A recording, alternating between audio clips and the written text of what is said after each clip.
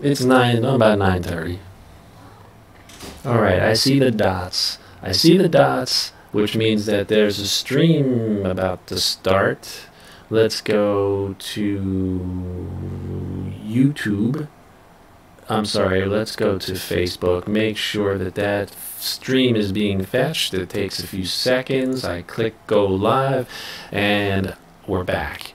All right, folks, this is Charlie from Red Blue Talk. I gotta take my headphones off. This is Charlie from Red Blue Talk.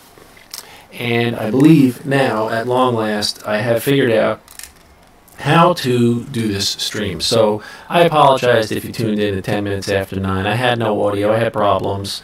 I'm trying to fix the problems. Folks, I am just an ordinary, tragic guy trying to figure out how to be a live streamer. It isn't as easy as it looks. Let me turn these levels down a little bit. Okay, that looked better. And I'm just an ordinary guy. I'm a technology guy, but you know, it's a lot to know. Streaming is a complicated thing.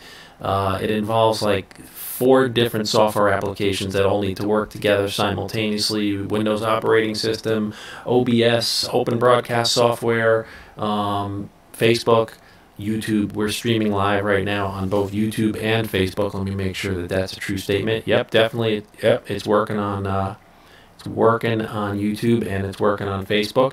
And if you happen to tune in, I would appreciate it if you could give me a heads up and let me know whether or not you can hear this. That would be helpful. Another Saturday night, September 1st, 2018. I'm Charlie from Red Blue Talk.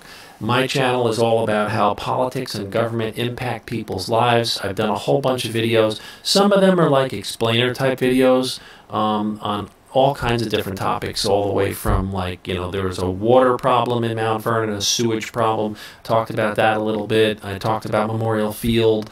I talk about national issues having to do with Donald Trump. I talk about local issues. Oh, wonderful. Thank you, Brett Polo. It means a lot to me that you tuned back in, and because you're the one who told me that you couldn't hear me in the first place. So thank you for the update. As I said, I don't know whether you heard the opening comments, but I'm just a regular guy, a full-time job. I don't derive a living doing this, and I'm figuring out how it works as I go. I'm basically, as you can kind of get an idea from looking at the background, I'm stringing together a lot of piece parts to create my own little broadcast operation here, and I'm learning as I go. So thank you for the patience. What I want to talk about tonight is something, you know, politics and government impacting your own life. That's the theme of Red Blue Talk. If you're not already subscribed, like, subscribe. You know how to do all that stuff if you're watching on YouTube. I'm keeping my eye on the comments on Facebook Live.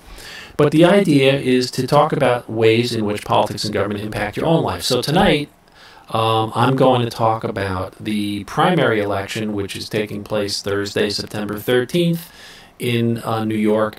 So there are 63 seats in the New York State Senate, and they're all up for re-election. In the district where I live, which is Senate District 34, which encompasses the northern part of the Bronx, like Tremont Avenue, Morris Park Avenue, I guess like over toward the Whitestone Bridge a little bit, and Pelham, where I live. The state senator here is a guy named Jeff Klein, and he's been in the state senate since 2005, and I think he was in the state assembly before that. And it's a very unusual situation here, so I don't know how closely you follow this stuff, but it's a big deal. So Jeff Klein is a state senator who, somewhere around 2008 approximately, he organized a separate conference in the New York State Senate. So what is a conference? I talk about this. If you look back at youtube.com/redbluetalk, you'll see I did this video all about the Independent Democratic Conference. It's in the news quite a bit, but you kind of have to be a politico to follow it and really understand what it's all about. I hate going over and over and over it, but at the end of the day, here's what it boils down to. There's Republicans, there's Democrats, and then there's a group of Democrats, 8 people in the state Senate. They were organized by my state senator, Senator Jeff Klein. They're Democrats, but they created their own conference. And a conference is basically like birds of a feather who get together and they set their own agenda. And then, in essence, it was a power-sharing arrangement between Democrats and other Democrats and Republicans. And they were very effective, and they passed a whole bunch of legislation. But a lot of people didn't like it. And there were people on the left who felt that it was draining power from the Democrats. And there's been, a multi-year debate about whether that is so. This year, a group of people, and I think a lot of it is a reaction to Donald Trump, but a bunch of people got together and they decided to run primary campaigns, Democratic primaries, against each member of the former Independent Democratic Conference. Now, I gotta say this piece of history here. Back in April, the Governor Cuomo, worked it out so that the IDC ceased to exist, and those 8 Democrats got folded back into the regular Democratic Conference, and my state senator, Jeff Klein, became the deputy conference leader, reporting up to Andrea Stewart-Cousins, who is the chair of the Democratic Conference. So the fight against the IDC kind of became a little bit like chasing a ghost that isn't actually there anymore because it was dismantled in April. But the folks who are running, and as I said, there's 8 of them. I talked about this on a previous live stream. There's a woman named, I got a picture here, Jessica Ramos. Jessica Ramos is running a primary against Jose Peralta. There's a guy named Zelnor Myrie who's running a primary against Jesse Hamilton, and 5 others. But the one that is most visible to me is a young woman named Alessandra Biaggi, who is a resident of Pelham Manor, is running a primary against my state senator, Jeff Klein. And you know what? I gotta say, there's no hiding it. I'm definitely on the Jeff Klein side of things. But let me say this to you. I'm here to tell you that she has done a pretty amazing job at taking what could have been like an impossibility and turn it into a possibility. She's now raised a bucket of money. I kind of looked it up a little bit earlier. We can do that again while we're sitting here together. But last time I checked, she had raised north of $400,000, and Klein had raised north of $1 million. But that's a stunning feat for somebody who's never run for office before. And she also got one significant endorsement, which is the 32BJ union. And this week, just this past week, Alessandra Biaggi was endorsed by the New York Times.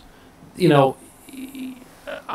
going to say some things in a second about this race, but that's no small feat. Those are accomplishments, and she has really embraced this campaign in a significant way. So that's formidable. Now, having said all that, what I really think this campaign is coming down to for people... Oh, hi, Maurice. I appreciate you tuning in here. Just send up a heart or give me a yes or no. I want to make sure that you can hear me because I was having some technical difficulties a little bit earlier, but I think it's behind me. So here's what's going on. There's a lot of signage out there on the street, and I don't know whether they're distributing as much of this stuff in the Bronx as they are here in Westchester, but I'm getting this stuff in the mail. So here's an attack piece against Jeff Klein, talking about handing control over the state Senate to Republicans. I got more of this stuff here. This is something I got from Jeff Klein, talking about smiling people and happy kids and all that sort of thing. There we go. So that's happening. And then just today, earlier in the week, I received this letter, which I think is very interesting. And it was a plain black and white letter, no smiling kids, no photos, and it was kind of a heartfelt letter from Jeff Klein. I want to read you a couple of paragraphs. because it was very interesting. He says here, Dear Charles, on September 13th, our community will vote in the Democratic primary. I support the process of open and fair elections where anyone can run for office. However, I cannot sit idly by and allow people to tarnish the work I have done on behalf of the 34th Senate District. Now I'll read you a key paragraph. He talks very specifically about the IDC. In 2008, the Democratic Party had control of the New York State Senate for the first time since 1964. Within 2 years of that control, that control and the ability to pass progressive legislation was lost.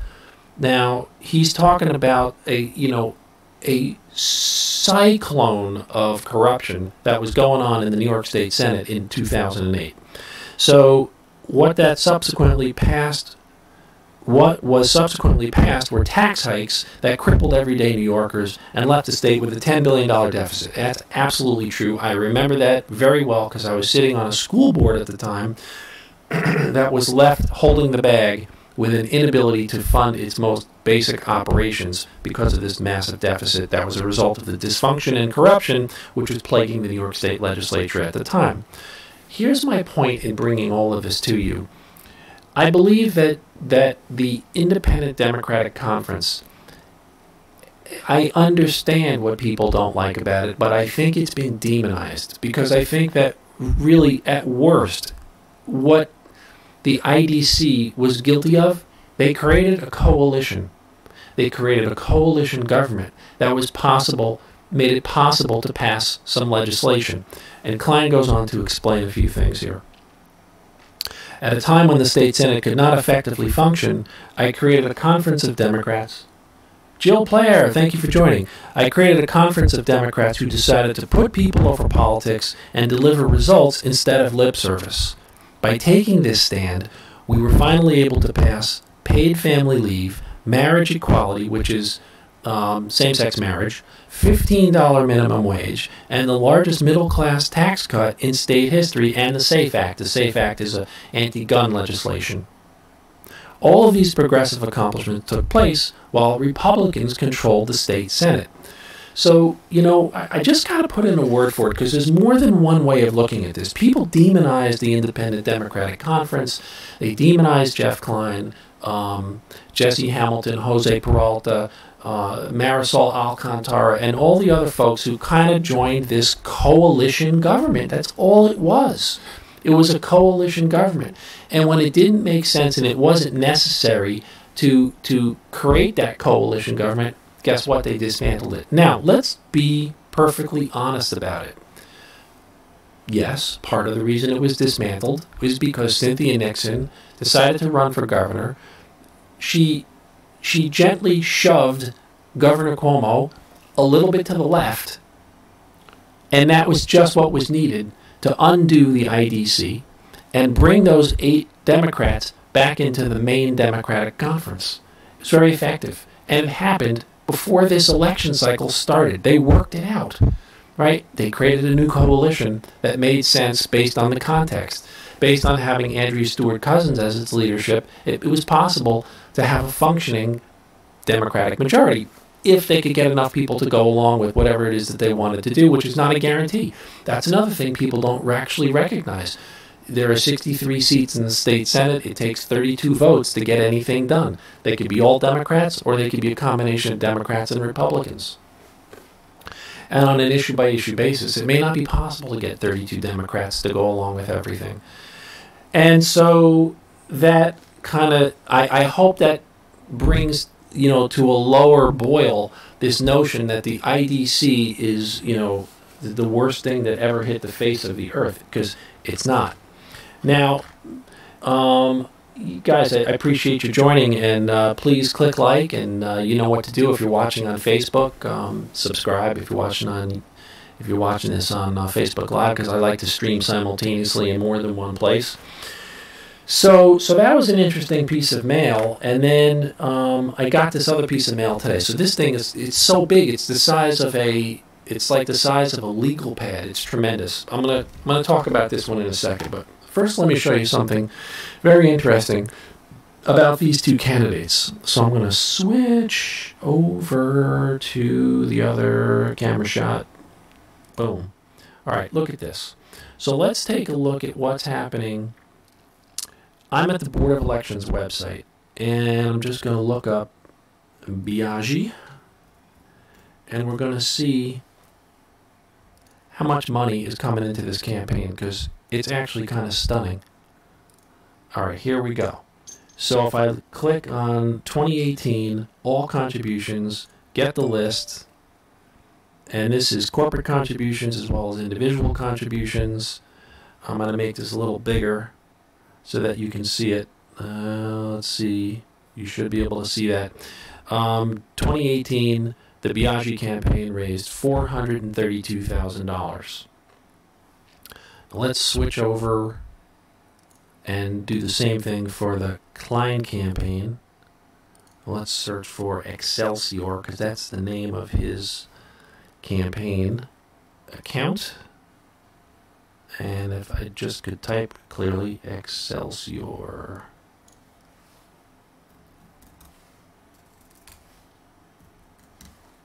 Here we go. Am I in the wrong place? I think I'm in the wrong place. Let's try this again. By committee by name. There we go. Excelsior. And Jeff Klein Excelsior. We click here. These are the periodic reports, but I want to see all contributions for 2018 get list. All right. And now if we come down here,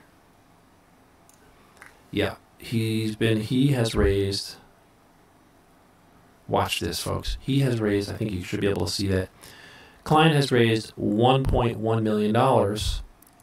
Biaggi has raised $431,000 in the same period of time. Now, a couple of thoughts on that.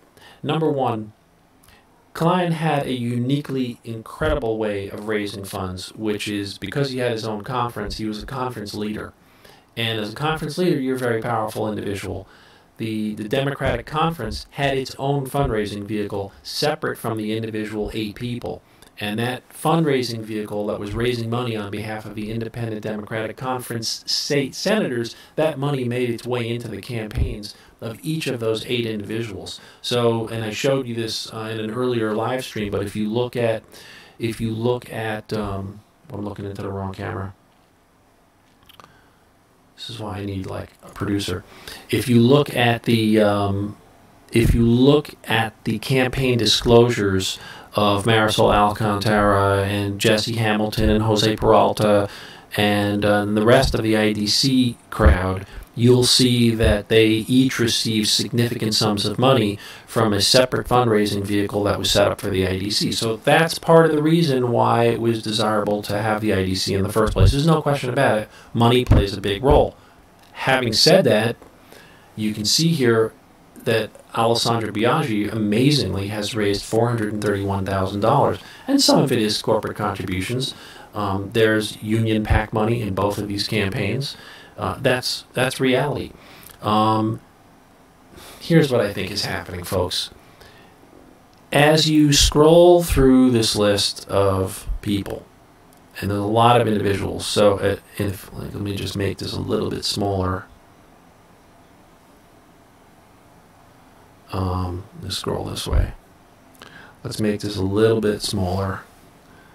And then you see these letter A's here? Those A's mean that they're individual contribution.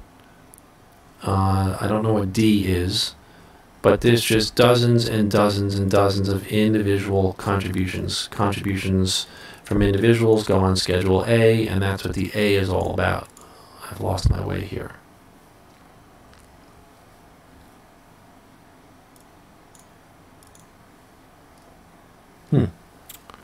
Don't quite know what's going on. There we go. All right, so if we go to the top, she's got some Schedule B contributions. Our Best Produce Inc. That came in the last couple of weeks. Some Schedule D contributions, which are corporate contributions from various entities, photographers and whatnot. Sunrise Movement, whoever that is. and so on and so on. Look, you guys can read. You can go online and you can look and see exactly how money is sloshing around these campaigns. I'll tell you one thing: if you operate a restaurant in the Bronx, you're very glad for this election campaign, because you can see from the expenditure statements that that's where a lot of it is going. Not tons, but they're spending money in restaurants, which of course is good for the local businesses. So all of this brings me to the very latest thing. Yeah, so Veronica's reporting that you can hear the audio's working on YouTube and Facebook. Yeah, thank you, Veronica. I think I got that working now. As far as comments are concerned, I try to keep all the comments on Facebook. Number one, it's just too much for one person to look at comments in two different places. There is a chat system that I'm going to try to get working as a separate project that will allow me to aggregate chat into one place. But I have a feeling that Facebook Live might be the best place to do that. But here is an incredible piece of literature that showed up in the mail. This is like a gigantic, well, I don't even, it's like a poster. This thing is like the size of a legal pad. And it is been sent out, paid for by Jeff Klein Excelsior, which is the fundraising vehicle that we just looked up online. And it's, a reminder to come out and vote Thursday, September 13th, 2018. Vote for Jeff Klein. But the theme of this document is that Alessandra Biaggi did not vote for Governor Cuomo in the general election in 2010. She did not vote for President Barack Obama in 2008. Now, my impression is that she's about 32 years old. So in 2008, she was 22 years old.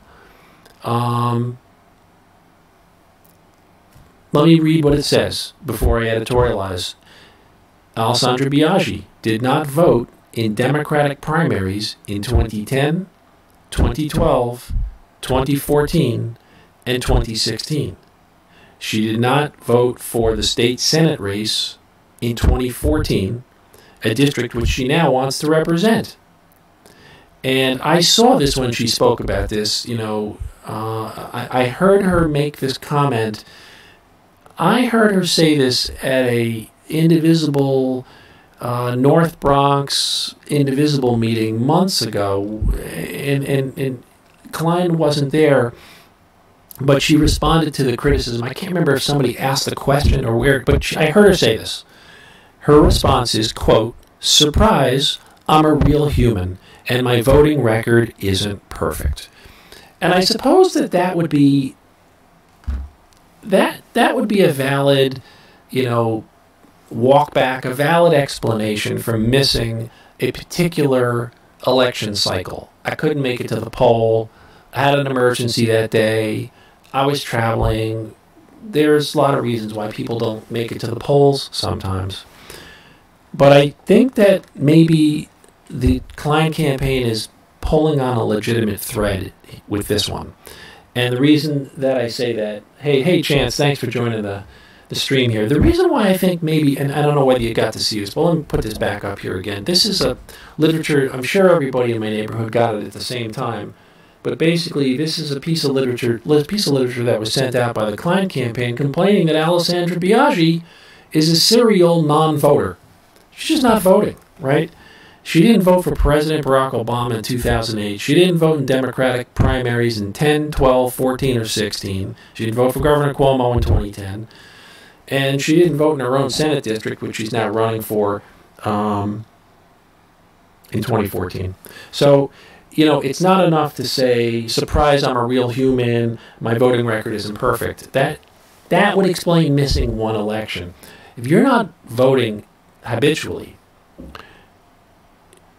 you're not engaged. And it really surprises me because she was working for Governor Cuomo at one point.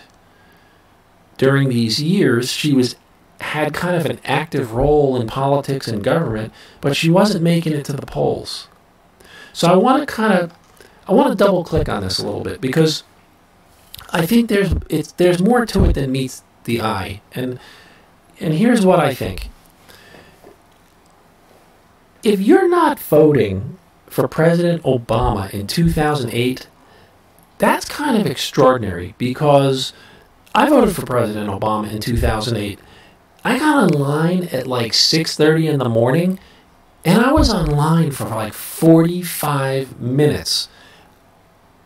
I don't know who with a pulse in my area was not voting for Barack Obama in 2008. So that had to have been an active decision to not bother to vote.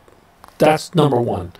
Number two, there are plenty of people that don't vote. That's your right not to vote, in fact. You can vote for whoever you want or no one at all. That is a legitimate thing.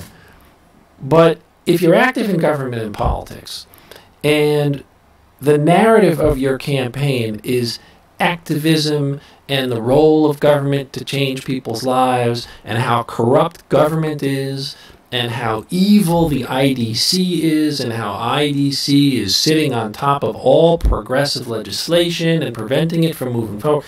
If you've got those feelings inside of you, but you didn't vote in a Democratic primary in 4 consecutive cycles, I don't know. I think you just need to, somebody needs to finish that sentence for me. But I think it's pretty obvious you weren't engaged. You weren't connected to it. You know, I just don't know what to say. Now, the reason why I think it's more complicated than just tisk tisk, you didn't vote, is because the Biaggi campaign really has as its cornerstone progressive politics, right? Progressive politics is activated. It became activated after 2016 in response to the failure of Hillary Clinton to get elected, which happened for a variety of reasons, some of which are her fault, some of which are not, right? We could debate for hours why Hillary Clinton lost.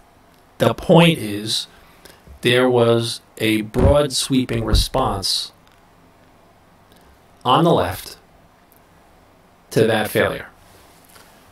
These campaigns and the Act Blue money that's coming into the Biaggi campaign and others, and the response to Bernie Sanders and all that progressive left stuff is a response. It's a response to the failure of a lot of things that went wrong in 2016. And what I think is going on here, maybe I should just bark it out and say what I think is happening. I think there's a lot of people, particularly progressive women, who are looking for absolution for not paying attention to politics ever before. And so in an odd way, I wonder if this literature isn't actually going to be a rallying cry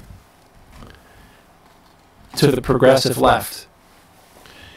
And if you're seeking absolution because you were sitting on your hands in 2010 and 2012 and 2014 and 2016, then maybe the answer is to come out and vote in 2018 for the progressive left candidate in your neck of the woods, whether that's Jessica Ramos or Alexandria Ocasio-Cortez or Alessandra Biaggi or whoever. And some of these candidates are you know, some are more compelling than others. Not voting in primaries in 4 consecutive election cycles, not voting for Barack Obama in 2008, that makes me question whether this is somebody that really is engaged on the right level and whether this kind of person needs to be elected at all. That's my view of this particular issue. Now, it says here, elections have consequences. Yeah, no kidding. And that's why, you really have to ask, where this person's heart is in the first place. I don't know if I've missed an election. I'm voting for school board every year. I'm voting and that's in May. I mean, there's an election where I live for town council and village board. That happens in like March or April. There's another election in June this year. We had the national primaries in June. We've got the September primaries, and of course the November. The whole thing should just be collapsed into November. And there's actually a movement where I live to do some of that.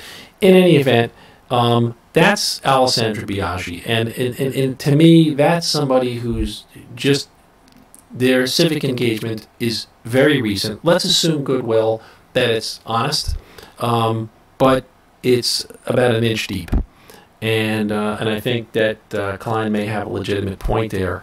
So I hope that I've been able to bring some background, some interest in things. Here's another piece of literature that I got from Governor Cuomo. By the way, the Cuomo stuff seems to be sent out by the New York State Democratic Committee.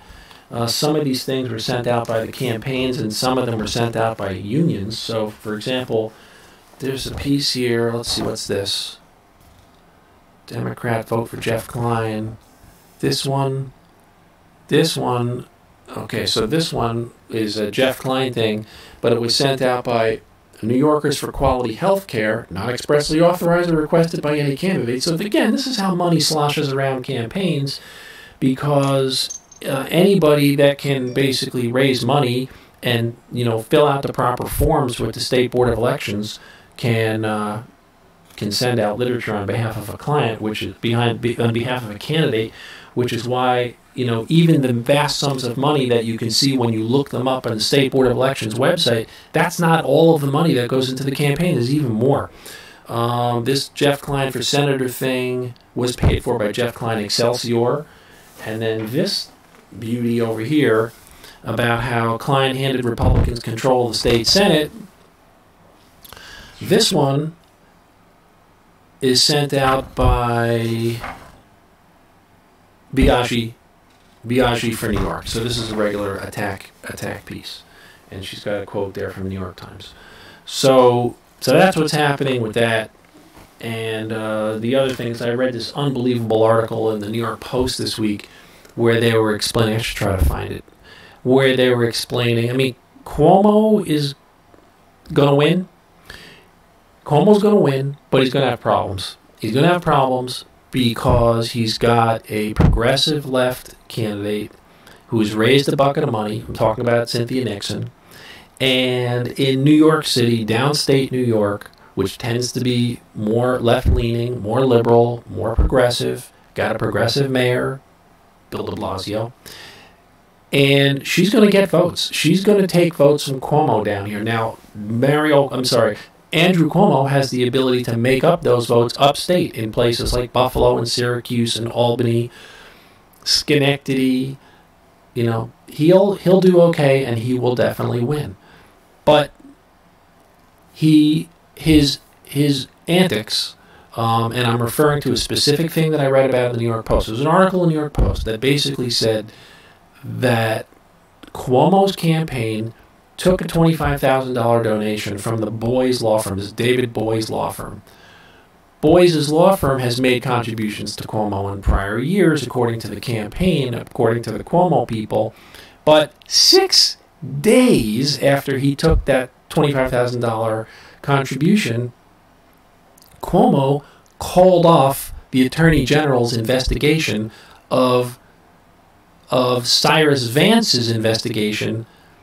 I got to explain. It's even more complicated than that. 6 days after the Cuomo campaign received the $25,000 donation from the Boyes law firm, the Cuomo campaign turned off the Attorney General's investigation of DA Cyrus Vance because there was an investigation into why Vance had not investigated Harvey Weinstein a year and a half earlier.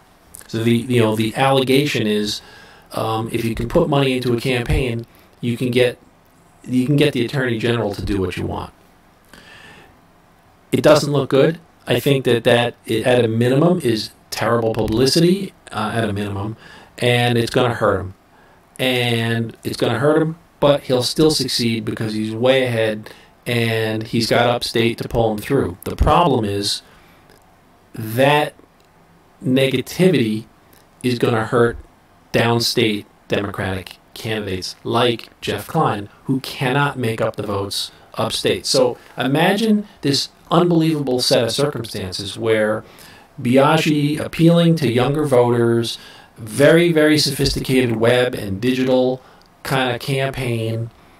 Let's suppose she drags a few thousand new people into the primary who didn't vote in a primary before. It might be possible to do that. We see from the example of Alexandria Ocasio-Cortez that it is possible to get a lot of people excited for a short period of time and pull in younger voters, pull in affinity groups, build a coalition, knock on doors, do all that stuff, bring them into the primary, and win the primary.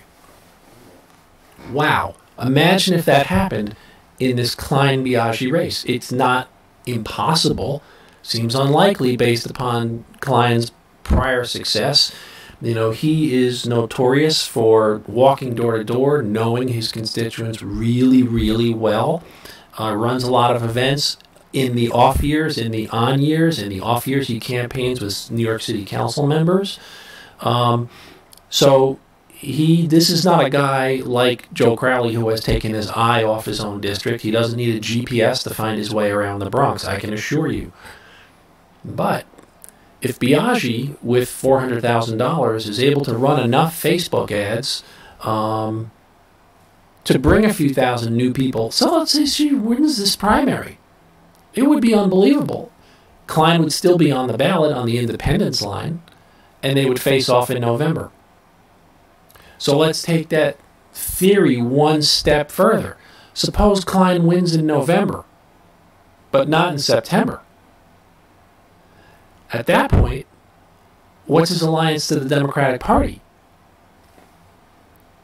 You know, so you wind up in a whole new ballpark, and, you know, the objectives of running a primary against these IDC candidates is undermined. I don't know. It looks like potential for a really interesting and possibly very messy few months for the New York State Democratic Party. So that's my theory on how that's going to work. If there's other stuff people are interested in talking about, put it in the chat, and I'll put it on the agenda, and we'll try to talk about it in the next live stream. Seems like I've been on here for a bunch of minutes.